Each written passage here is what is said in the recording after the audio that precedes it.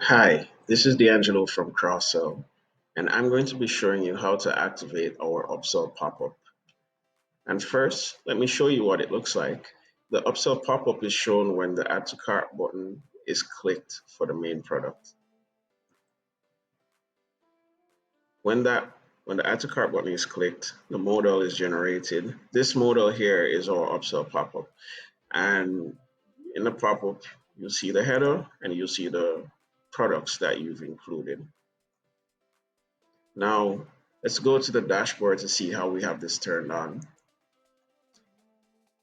Now, let's go from the beginning.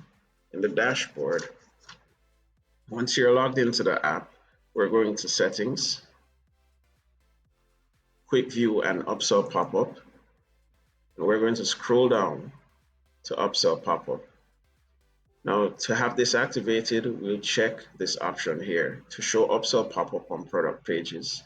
We can determine the cross-sells that we wish to show in the Upsell Pop-up, change the header, and make some other adjustments to the pop-up,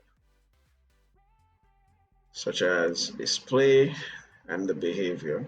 For some product pages, the upsell pop-up, if it doesn't trigger when the add to cart button is clicked, this option here is for developers only, where either the ID or the class of the add to cart button can be pasted here.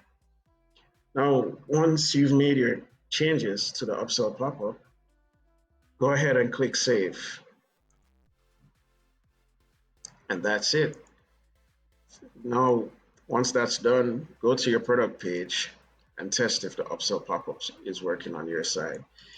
If you're having any troubles implementing this, feel free to reach out to us at Cross-Sell.